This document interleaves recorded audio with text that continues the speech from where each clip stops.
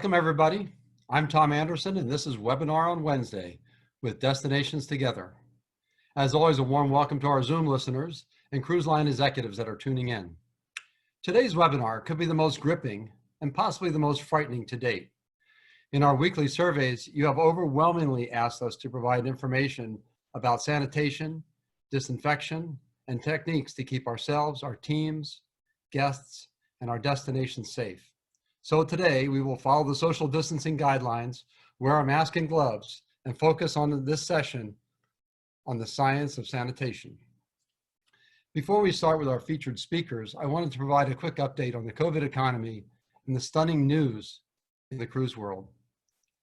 Last week, Carnival Cruise Line announced the layoff or furlough of over 1,000 employees from the shoreside offices. Holland America Group also announced last week the layoff of 2,000 employees. MSC furloughed 120 US staff last week, and Lindblad laid off or furloughed 180 team members. NCL has officially canceled all July sailings, and there are still tens of thousands of cruise workers on ships stuck at sea, which continues to generate increasingly negative press. Cruise lines are aggressively working to address this matter. The stock market skyrocketed on Monday in response to the positive news from Moderna regarding their progress on a vaccine. This is very encouraging, but the test group of 8 people is extremely small, so it's a good start, but still so much more needs to be done. St. Lucia announced today they will open to tourists on the 4th of June, and Disney Springs opens today. The status of the country is an odd mix of extremes. There are food lines in Brooklyn, yet there are lines waiting to get into bars in Wisconsin. This shows both the interest to be social again and the dire state of the economy in pockets around the country. On a positive note, every state has started some level of reopening. However, those of us in the United States are on the edge of our collective seat, waiting the outcome of states like Georgia that recently opened up.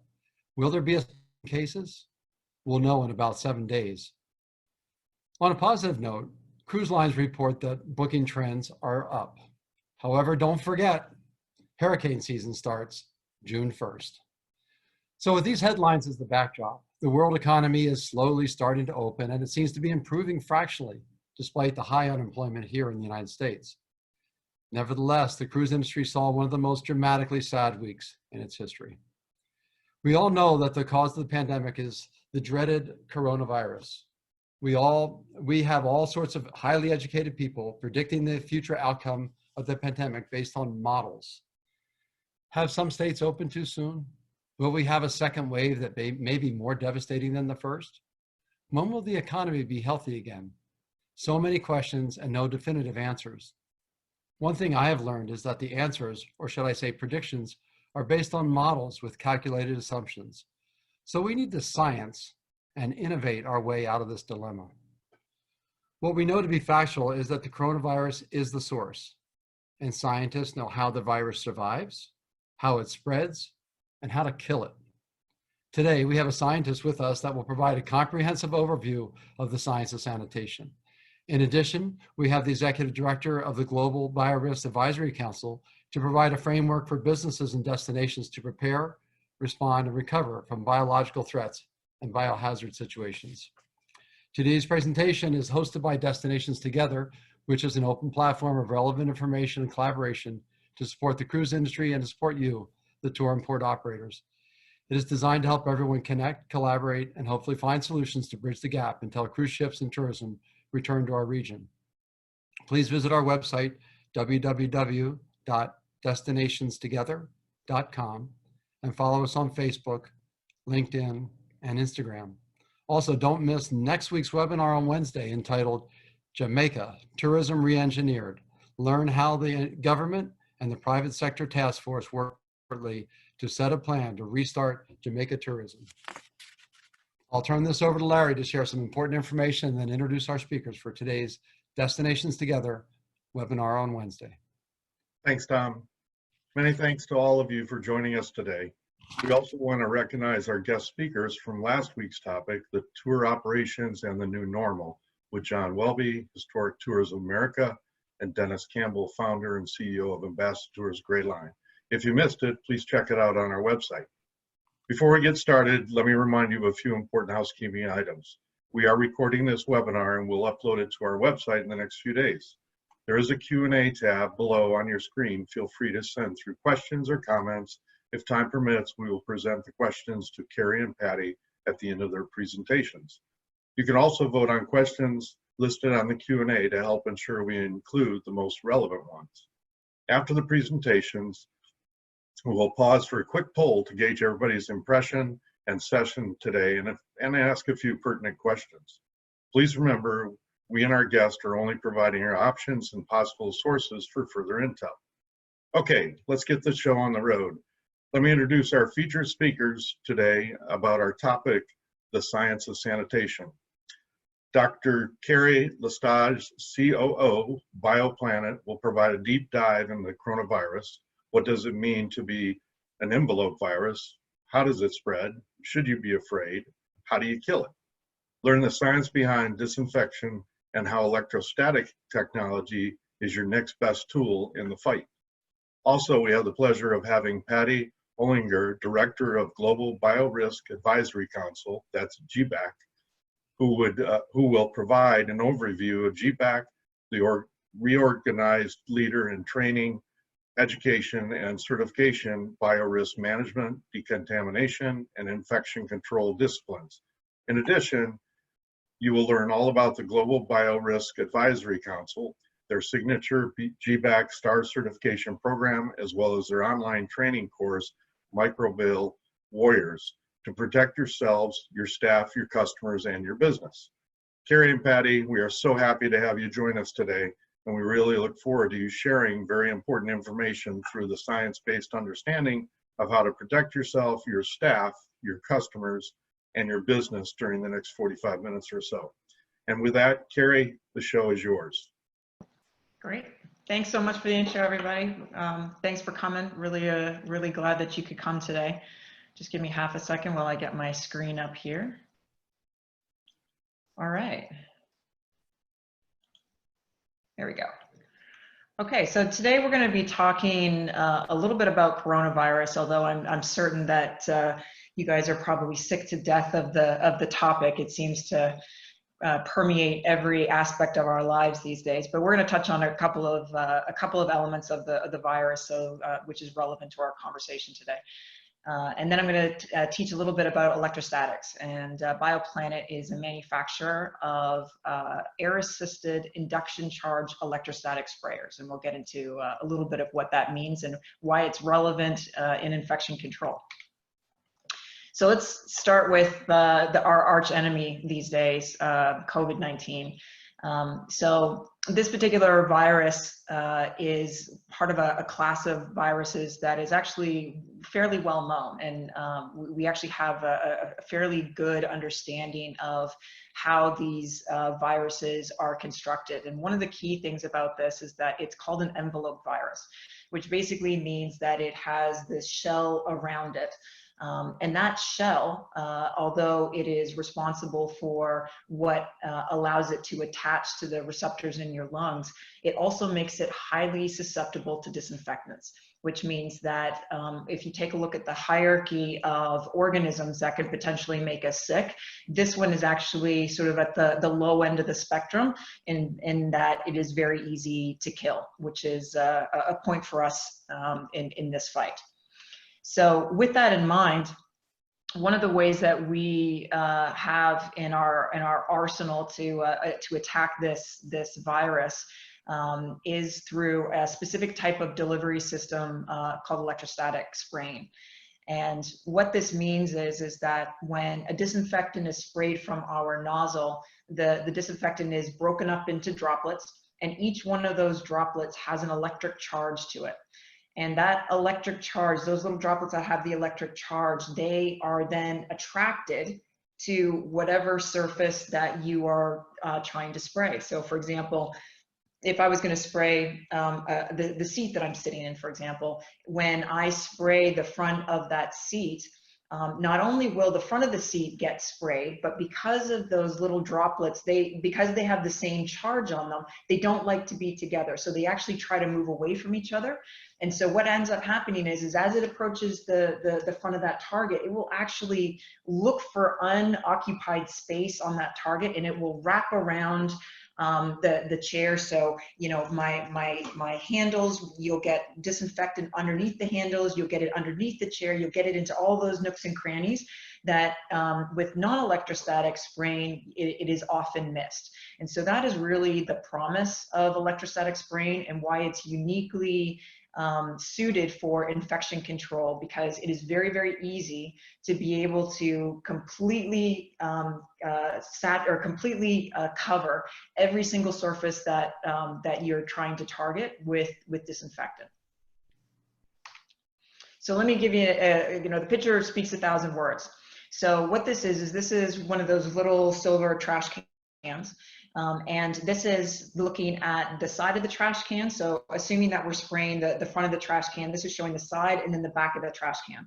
And if you look at our sprayer, and this is, we sprayed a UV active dye in this particular case. If you look at the side of the trash can, you can see that you get really nice coverage.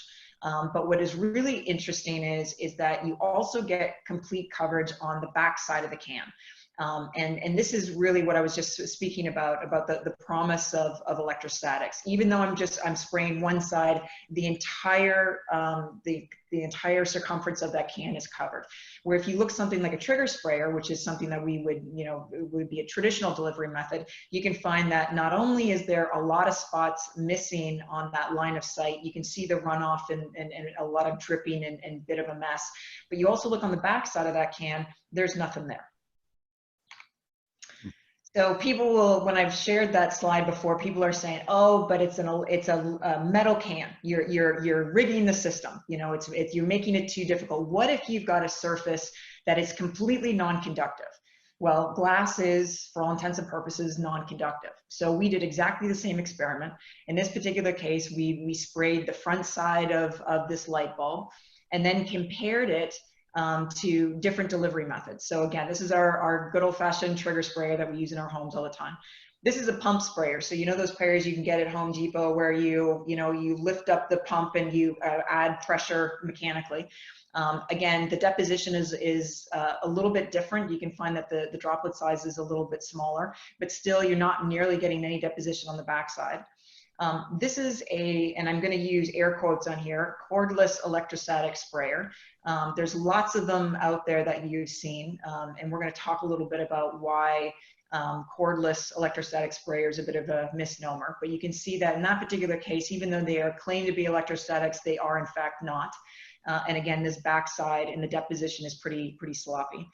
And then you look at the ByoPLanet electrostatic sprayer, and you can see that the entire light bulb has this beautiful deposition of product all the way around it. And again, when it comes to infection control, this is what you want, because all of these untouched spaces that you're seeing in all these other delivery systems, that's where the organisms live.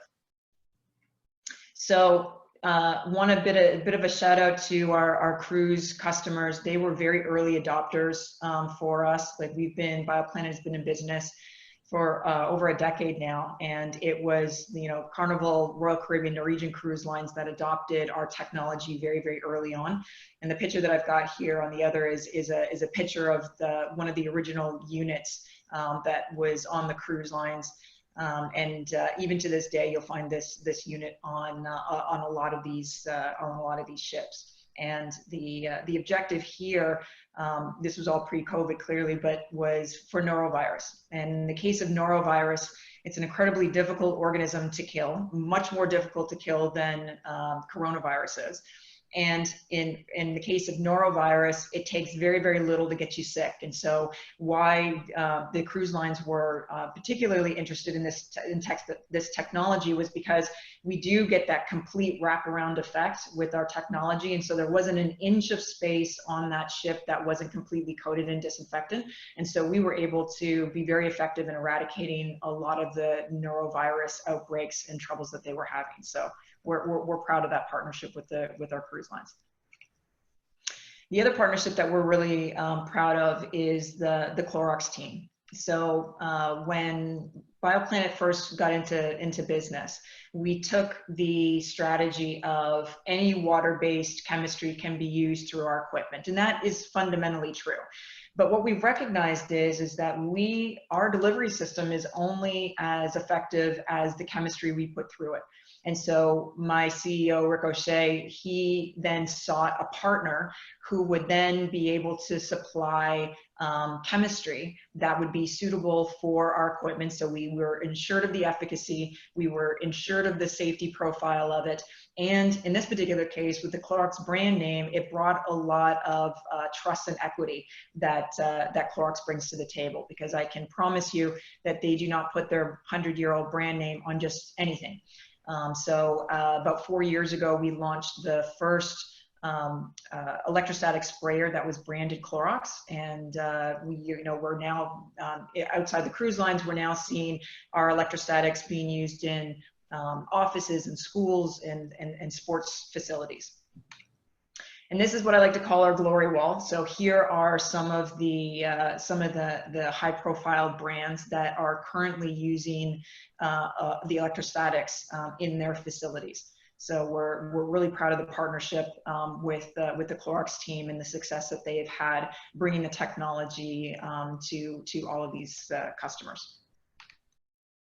So let's take a minute and let's talk about PPE. And this is an important topic for us, because when we are, like any sprayer, when we deliver chemistry by aerosolizing the disinfectant, there's always a concern about, in particular, respiratory risk. And this was a big part of why we had this partnership with the Clorox team, because the due diligence that they took us through in order to ensure that whatever chemistry was being used through our device, we were ensured that all of the tox and the respiratory risk was well established. So we knew exactly what PPE to recommend, whether or not it was required to have re-entry time after spraying. And so again, part of the partnership with Clorox was not only to make sure we had a suite of chemistry that we could have available, but also to make sure that it was safe to use. So here's some of our favorite chemistries that the Clorox team brings to the table. One is our workhorse of the portfolio. This is our Total 360 disinfectant, and it is a general purpose disinfectant with a 2-minute contact time, also effective against COVID. On the other side here, we've got a food contact safe sanitizer. So this is Clorox Anywhere. Personally, one of my favorite products of Clorox. I use it in my house all the time. You can literally spray it anywhere, even though it is a bleach-based product. Given the concentration that they have, you can put it on fabrics, you can put it on surfaces. And there's, unlike most disinfectants where you have to wipe away the residue before you put food down on it, Clorox Anywhere, you can spray anywhere without having to have that post-spray wipe. And so in the case of places, so my tour operators that deal with food or snorkeling or anything where people are putting equipment in their mouth, this is a really good option for you without that extra step of having to wipe it down.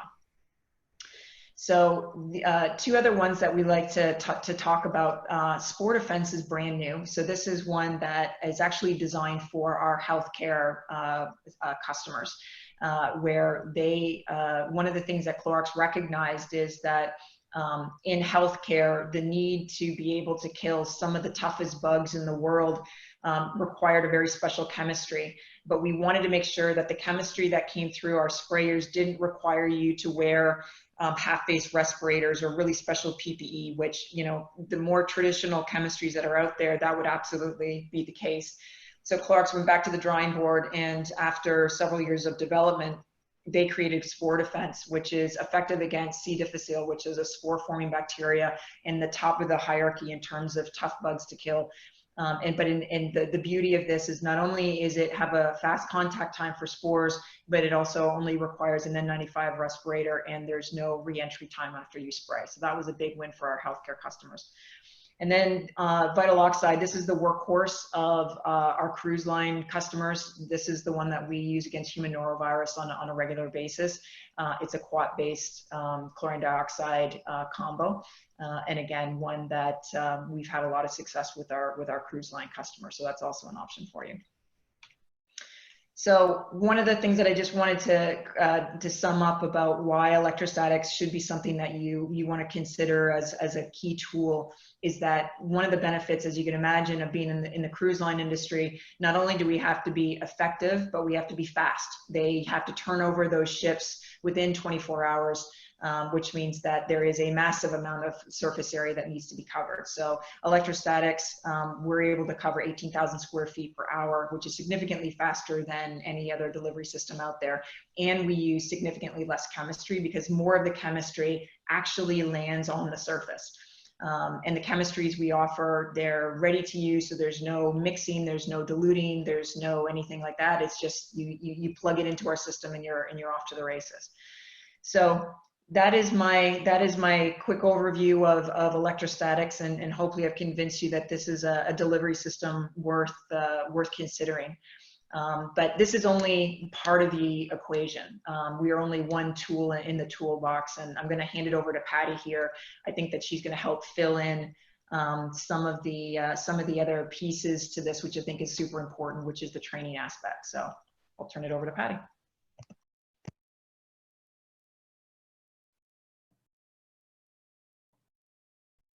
Hi, everybody. Thank you, Keri. And thank you, Tom and Larry, for this opportunity. As Keri said, we're all dealing with COVID-19 and SARS-CoV-2, and I think that in some respects it's really amazing to to be here today, and that the amount of information that everybody knows about this virus. With that being said, we recognize that every single day we're learning something new, or something that we thought we knew changes by new research that's being done. And so I'm here today to talk. Larry and Tom had asked if I would talk a little bit about GBAC and where we are, what we are about, and where we see going in the future.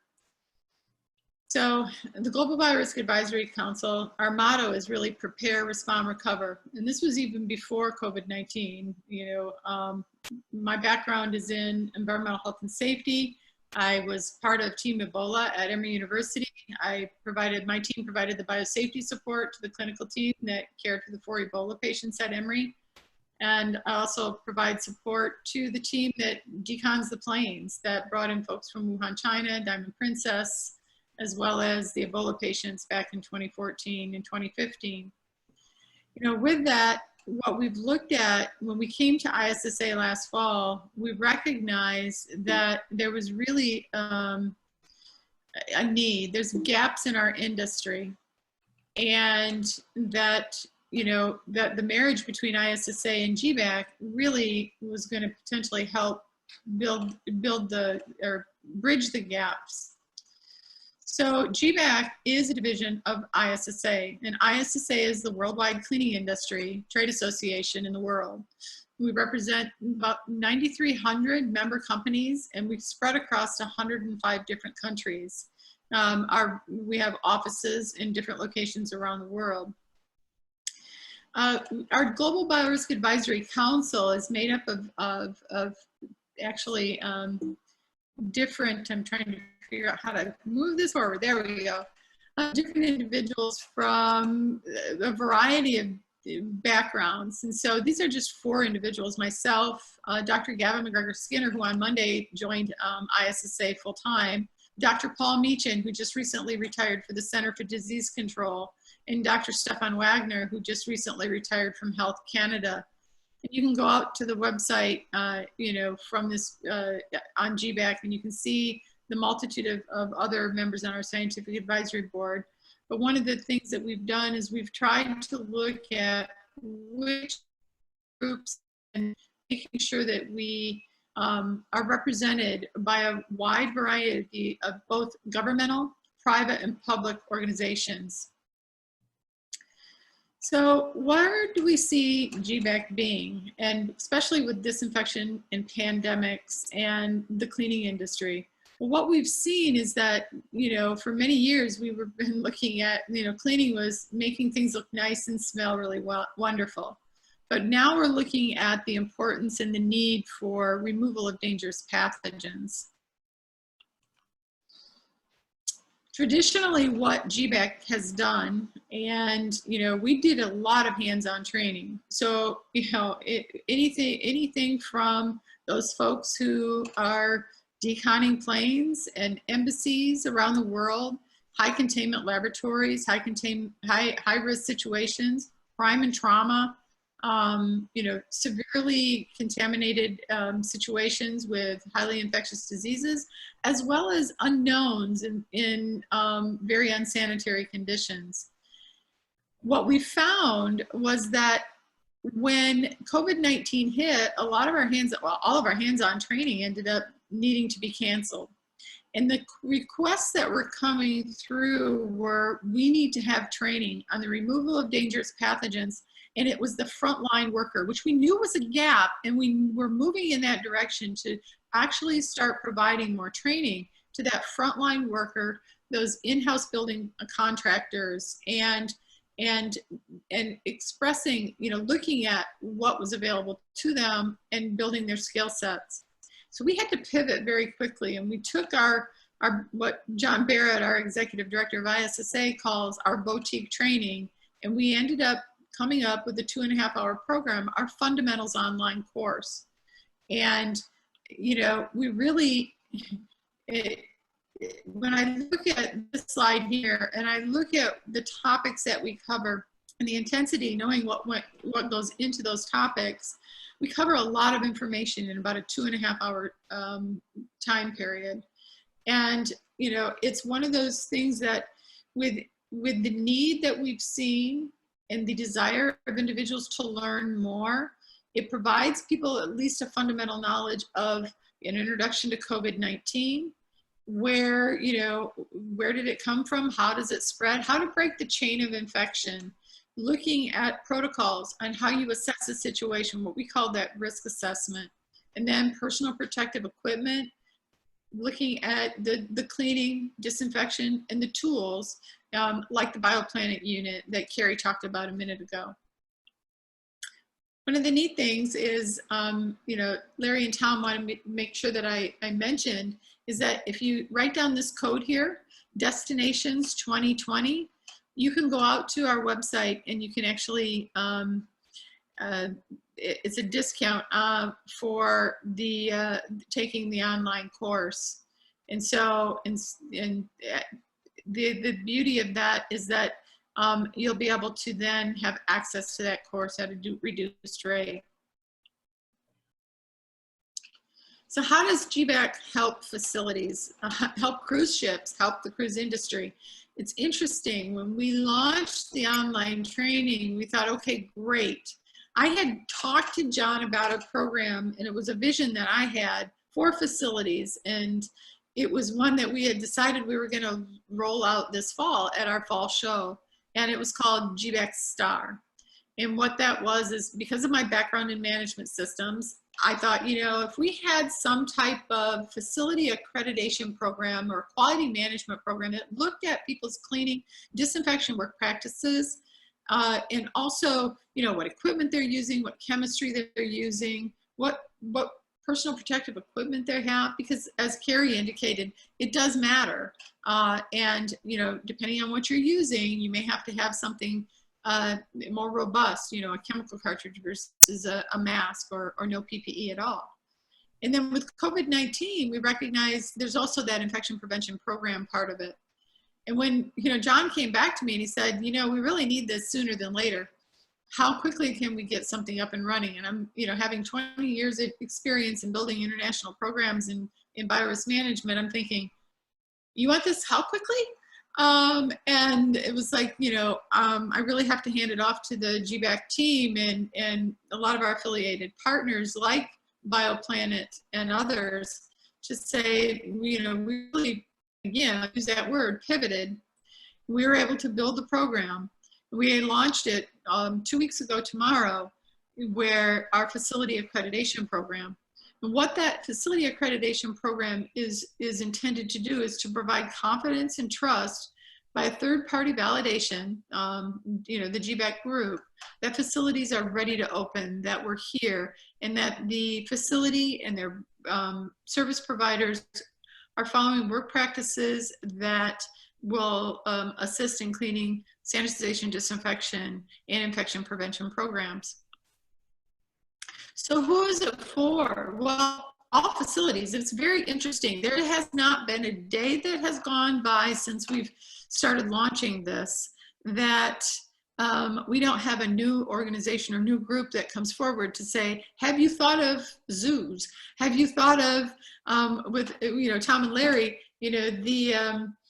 different organizations such as a port or a tour, a tour boat. So we've seen vet clinics and restaurants, and we've worked tremendously with hotels. Hyatt Hotels were the first actually to announce worldwide that they were going to adopt the GBAC Star Accreditation Program. The Miami Dolphins, it's very interesting. First of all, the breadth and the need of the program, and then also the desire of individuals to say, we want to open up, and what do we need to do to get there? So what does it mean? So what it would mean is that you go through a series, we call them elements. There's 20 elements to the program. If you're familiar with management systems or LEAD, what it is there are those quality management thought processes, and we're going to ask you questions. We're going to ask you questions about what chemistry you're using, what equipment you're using, what SOPs do you have? Do you have training for your individuals and procedures and tools and standard PPE? With regard to the protocols, we recognize right away that there are some organizations out there that already have things in place. They just want a third-party accreditation to say yes. They want that good housekeeping seal of approval to be able to put on their door. But there are other organizations out there that maybe weren't as organized, and they need some we'll say templates. And so we've started working and developing templates to be able to make available to those who are going through the accreditation programs. What we're finding is that there are choices. There are so many choices. And as Keri indicated, it can be extremely confusing for folks. What's a foamer? What's a fogger? What's a mister? Should we be using wipes, electrostatics, plasma arc? I mean, I will tell you, it's one of those things that for us, what we feel is that one of the beauties of the GBAC Star program is that we create a community. We create a community where we can look at best practices, where we can share experiences and knowledge. We also are seeing some extremely innovative equipment and solutions. If you look at the touchless, bathrooms nowadays, what does a touchless bathroom look like? We're seeing things like RFID,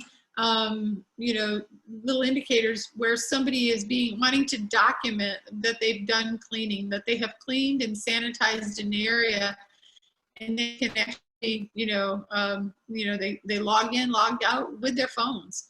We're seeing things like this here is the Whiz. It's from BrainCorp and SoftBank, where it's a vacuum, but it's a smart vacuum. It's one of those things that will be able to, it will tell you if it was blocked by being able to really vacuum the floors. With some of this new technology, some of the robotics that we're seeing on floor cleaning, what that does for you is it allows the individuals then to be able to spend their time on some of the touch points that maybe they didn't have the time to go to get to without the use of the robots. Interestingly, the folks who build these robots call them cobots because they believe that it really is a marriage and it really expands the ability for cleaning and disinfection. So the GBAC Star program, again, it's a performance-based program. We will assist with a suite of opportunities to help facilitate the development of the competencies we actually embed, depending on the size of the organization, some of that online training program, some numbers of that for the folks who are going to be cleaning and their supervisors. And then also, obviously you can have access to more of those modules as well. But we see it as a stepwise process. People actually, they will, apply. There's some tools ahead of time so that you can do an assessment to say, how close am I? We also provide you with, we've committed that, if someone decides to go through the accreditation program, we will work with you to get you accredited. And to the point where you can, express that or that show that GBAC Star on your facility. So again, following the application submission, we review the recommendations. They download the Star Accreditation handbook after they have signed up. They look and review the accreditation resources, which we provide many, and we establish the project cycle. If you're a new vertical, we will actually work with you to develop the vertical templates. And so, being that first is actually a pretty good thing. You'll get access to Gavin and Paul, myself, and others. Claiming your online resources at the end. We have multiple, and you also, you get a year of the ISSA membership as well. Again, that readiness assessment is available and free. There's no, it's online, it's for your use. And so where do we see GBAC moving forward? See the GBAC Star designation for facilities, and maybe someday, not right now, but maybe services as well. But from a service standpoint, what we are seeing, what we're encouraging is that getting individuals going through that certification program so that you can tell your clients, if you're a service provider, that your people are trained and have received the certificate of completion from GBAC or a certified operator. We also know that as time goes on, we're able to reconnect and we're able to get together again, that our programs will develop. Even the online module, we realize that, we will come out of the COVID-19, SARS-CoV-2 pandemic, but that we need to be prepared for what's next, whether it's a resurgence of this pandemic or whether it's a new virus or bacterial infection that we need to be prepared for. And so the online module will be developed and it will actually mature. We also know that our online training or our face-to-face training will come back. And how can we complement the needs of what we're identifying today for going forward? We also recognize and we commit to our facilities who have become accredited that they become part of a community. We'll continue to communicate with them on formally through online information, emails, webinars, as well as, as time goes on and they go through their reaccreditation program next year, that we'll make sure that, those new things that come in play, that they're communicated and that they have the opportunity to learn and grow as well. We also have recognized that there are some groups that are really going down this path for the first time, and that they need fundamental training in other areas as well, general cleaning. And the beauty of ISSA is that they have a whole other organization that's dedicated, or another division that's dedicated to to cleaning in a couple of industries. We have the Cleaning Management Institute, as well as our IEHA, which is dedicated to healthcare. So with that, I'm going to turn it back to Tom and Larry. And thank you for the time, and I look forward to your questions. Boy, fantastic. Thank you both. That was a great presentation and definitely some valuable information.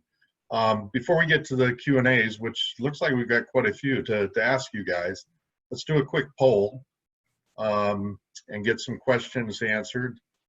One about the overall session, but also some pertinent questions that Patty and Keri had that we added to the questions. So with that, let's take a couple of minutes, and then Tom, when you're ready, feel free to take on the Q&A. Okay, thank you.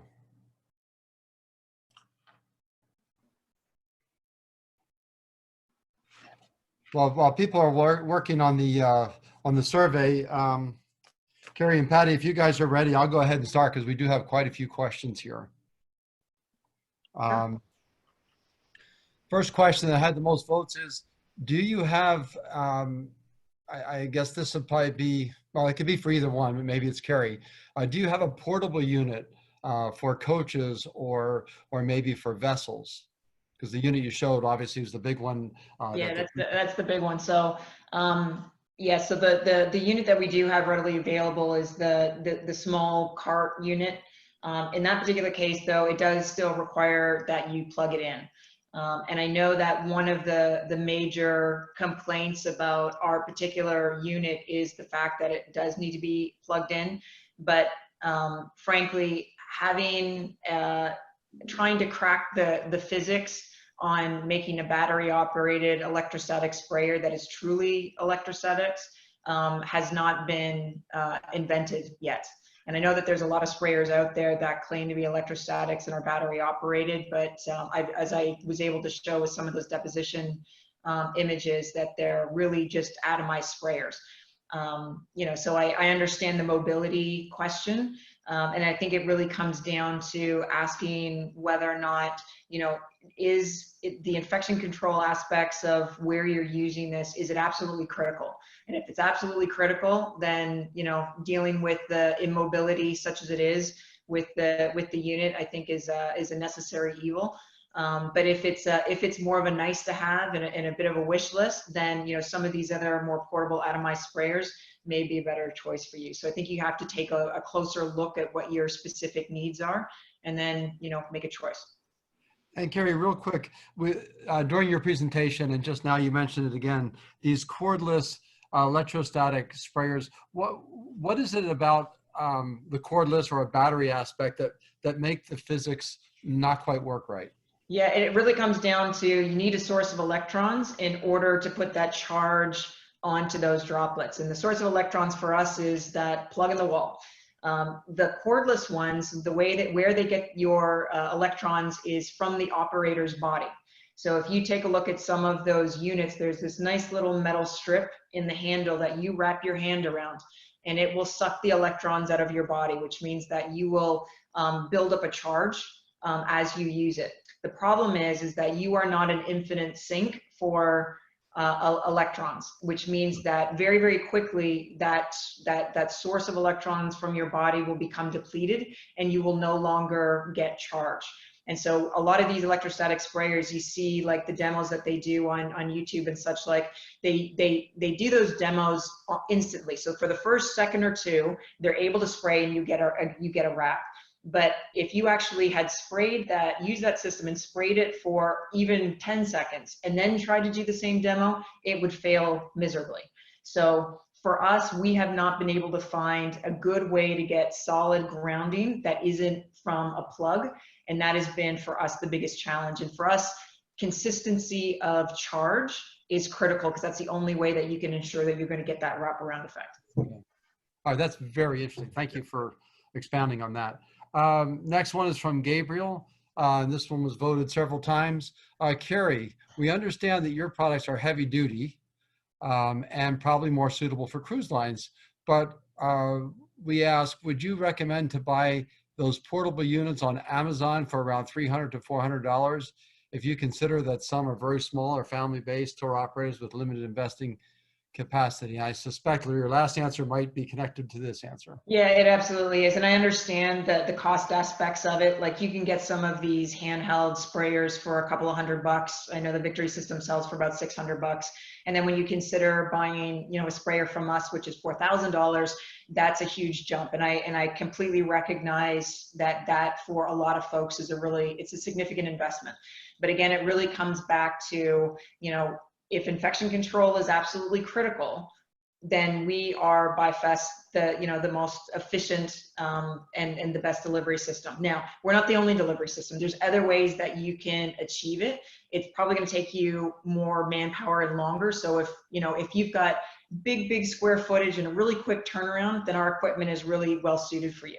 If you're a smaller tour operator and if you've got smaller square footage and you've got a little bit more time and that investment in the unit is just really overwhelming, there, you know, the GBAC training can help you pick other tools in that toolbox that may be less expensive. And like I said, there may be other trade-offs, but at least it will give you another option. And so I think the synergy between, you know, what we can offer in terms of protocols and development and help on that front, coupled with what, you know, Patty can offer with the GBAC program, we can tailor make a protocol and a solution that will fit your specific business.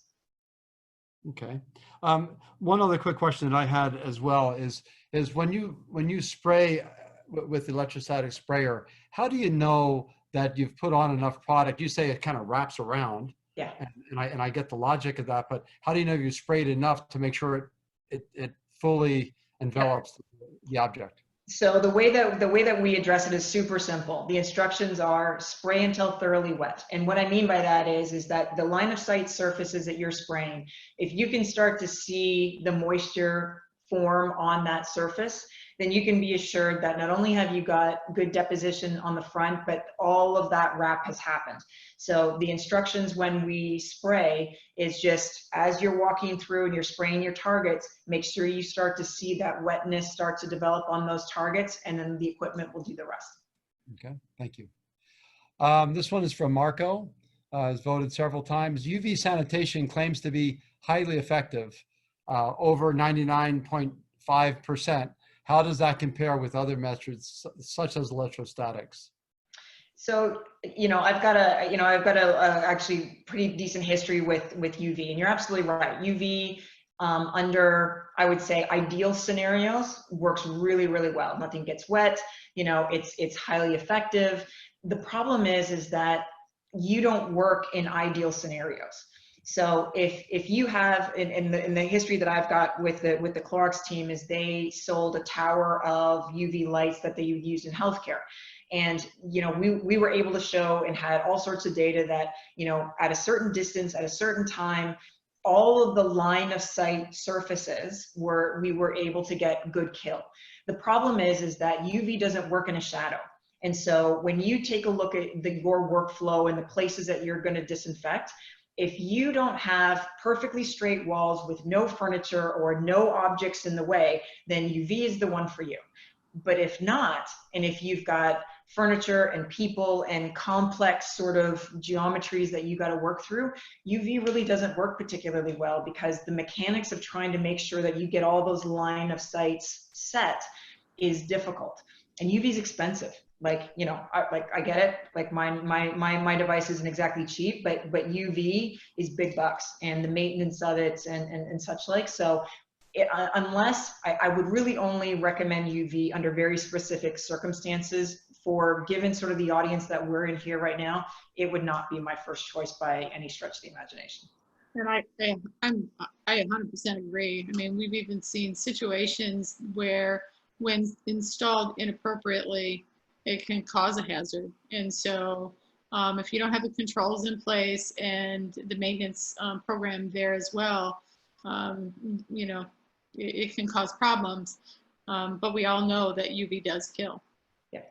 No. Hey, Keri, sorry, Tom, but back to Keri's comment on the spraying of the product and looking at the beads of the moisture, if you will. Is there issues in and around staining? You know, what about fabric type, you know, seats and buses, or, you know, what happens with those kind of materials? Yeah, it's a good question. So the good news is again, part of the work that we did with the Clorox team when we were looking at making choices of what chemistry we had available, residue was a huge one. And honestly, it went like the Clorox portfolio is enormous. And it all of a sudden shrunk very, very sharply because just by virtue of residue, never mind the toxicity, never mind, you know, environmental health and safety, anything, it just looked like crap on the surface. And so our premise is that we are the last step. You do your cleaning step, you do your normal process, and then you disinfect is the one last step. I can't ask you then to have to go back and wipe down those surfaces. So we chose chemistry specifically where you didn't have to do that. And for the 360 in particular, there is a soft surface sanitization claim on there, so you can spray your fabrics without any problem. Super. So Thank you. And how long does that sanitation last when you spray that out? It doesn't. So and this is a real thing. And so there's a couple of cautions here. When you disinfect a surface, it will remain disinfected until the first person walks in the room, and they breathe, they cough, they touch, and then all of a sudden that surface is going to be contaminated again. And so I get a lot of questions around, okay, so you disinfect, but then what? And then you start to see a lot of these chemistries and a lot of these people that are claiming 60, 90 days worth of microbial reduction and disinfects for this long periods of time. Again, it's sort of like those UV scenarios. Under very ideal conditions, those types of coatings and technologies, they do exist and they do work. But if you then apply those under real life scenarios where there's dust, people touch them, because keep in mind that a lot of those surface coatings that have that antimicrobial effect, we're talking teeny tiny nanoscale type chemistry. And as soon as you get some dust, some debris, some fingerprint oil on it, that chemistry is now covered and it is no longer effective. And so unless you are cleaning those surfaces constantly, that antimicrobial effect that you would enjoy is limited at best. So the bad news is that you have to disinfect regularly. I would say at least once a day. And if you have, and my tour operators that are listening, you've got people sort of going through your facilities on a regular cadence. The good news about the electrostatics is that you can hit those surfaces super quick. You can run through that and turn it over in a handful of minutes. But again, if cost is an issue, there's other ways. I would engage with your customers. Give them the tools, give them wipes, give them hand sanitizers, give them things that they can do to help you make sure that the rest of the environment is disinfected sort of throughout those big, what I would call terminal cleaning and disinfection events that you would normally do sort of at the very end of the day. And that's really, from a GBAC Star standpoint, those are the types of things that we look at based on the facility or the situation that we're dealing with. You're looking at what work practices that they have in place, what is the chemistry that they're particularly using, what are the tools that they have available to them. We're running into, and Keri will tell you, everybody and their brother has been wanting to buy electrostatic sprayers lately, and literally has depleted the market it doesn't matter which manufacturer you're looking at.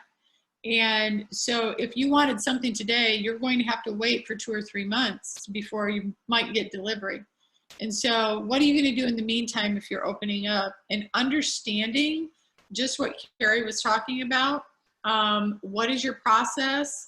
Understanding that you could do all the cleaning and then disinfecting and somebody could walk in that is potentially infectious. What are those social distancing rules that you're going to put in place?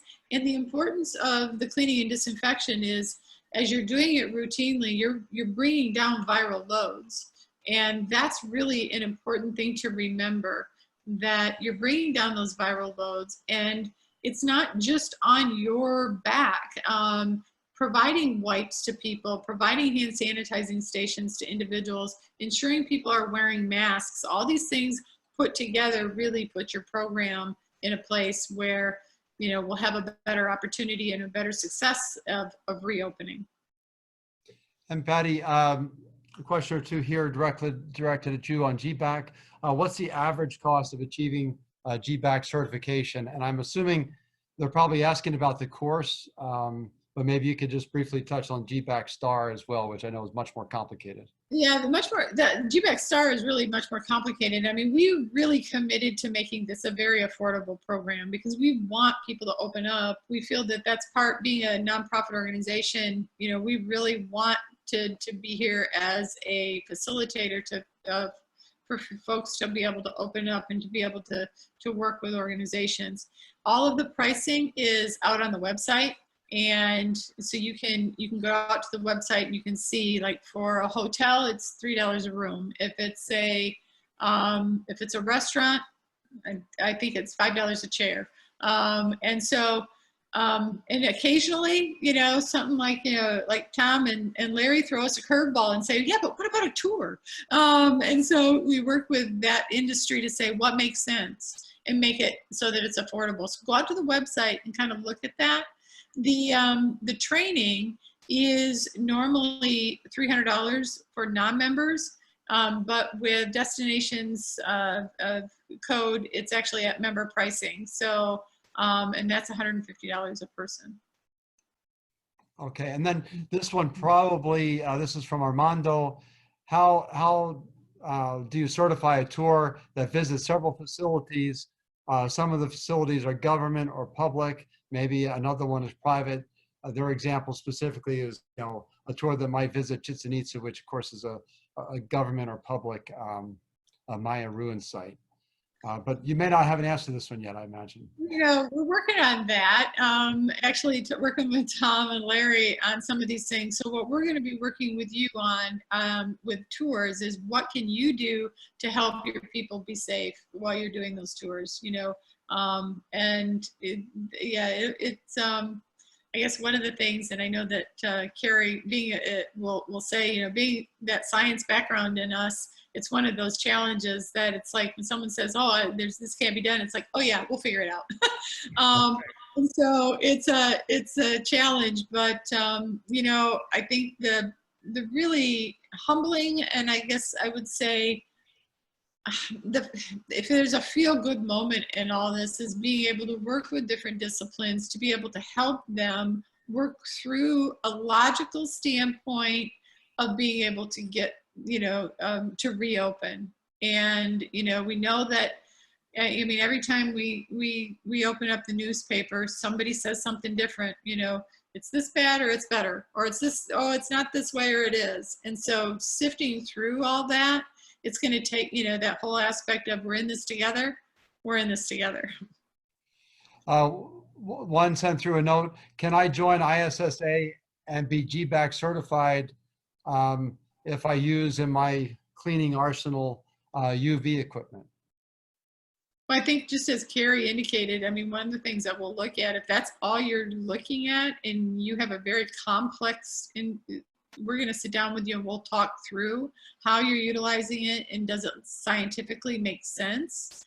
And is there something else in your arsenal that really hits those areas that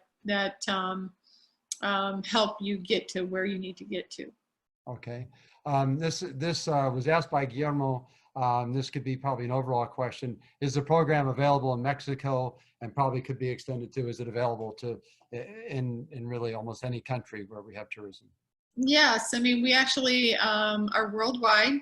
Right now, the program is slotted to be, from a language standpoint, obviously we can't have all the languages in the world, but Spanish, Italian, German, and French are on the dockets right now. And actually the training program is available in Spanish, Portuguese, German, Mandarin, Italian, and I'm not sure about French yet. Okay. I don't know if we want to get into this. One quick question from Carlos. Nanotechnology may keep an area disinfected for longer? So again, nanotechnology is sort of a very broad term, and the devils are in the details. So you may be referring to like nano silver, for example. I think that one of the things is look for, at least to give you some confidence that a lot of these technologies have been through some decent rigor, look for EPA registered products. Look at those master labels, make sure that you've got an understanding of what they're actually have claimed to kill, and the EPA sort of put their stamp on it, because then it's gone through the right rigor. Just taking someone's word for it on a website is probably a watch out. Okay, and one last question, just because it's an interesting one. I think, would a UV system to be able to work, would it work if you had a stationary credit card machine or a swiper with the UV over it so it could disinfect each transaction in a high volume area? Any thoughts about that? It's kind of an interesting idea. So we've seen technologies where it's sort of like a UV light box where people put tablets and phones and keys and those sorts of scenarios where they basically make a very localized standard spot. And I would say, generally speaking, yes, those types of technologies work. Although with UV, just like some of these other technologies, how dirty those surfaces are will also impact how effective it is. So just make sure that you understand that piece of it. And in terms of high volume, that speed of exposure is a key metric. So make sure that you understand how much exposure is needed before, to be able to get the right kill. Okay, great. Great answers. Thank you both. Fantastic. Great stuff and great questions. And thanks for all the attendees for sticking in there with us. I know we're a little bit further into our 45 minutes, but anyway, thanks for sticking in there. And Keri and Patty, thank you both for some great intel, which is so very important right now and provides such a great continued practice moving forward. And you think about it, whatever people are going to do today, hopefully it's sustainable, and we'll all be better for it. To everybody out there, Patty and Keri will be providing us with the PowerPoint presentations so that you all will have access to them, as well as the presentation of this webinar once we get it loaded and on our website. Don't forget, if you wish to sign up for the GBAC Star Certification Program, as well as their online course training workers to be Microbial Warriors, we will provide the access code on our website and social media platforms. For all of the listeners today, we hope you will join us again next Wednesday, May 27th at 2 o'clock for Jamaica Tourism Reengineered, where we have invited Steve Nielsen back for an interactive discussion with John Biles, Managing Partner, Shaka Caribbean Adventure Tours. John will provide a glimpse of how the Jamaican government and its COVID task force from a private sector are proactively working together to develop a comprehensive plan to open the island to both stay-over guests and cruise passengers. Learn how, through their collaboration, they are coping and setting strategy, in some cases reinventing the product so they can safely welcome tourists tomorrow. Please visit our website, www.destinationstogether.com, and register for next week's webinar on Wednesday. We want to thank everybody for joining us today and those that provided questions. Be strong, be safe, be healthy. Patty and Keri, again, thank you for being here today. Until next time, stay healthy and take care of each other. Thank you.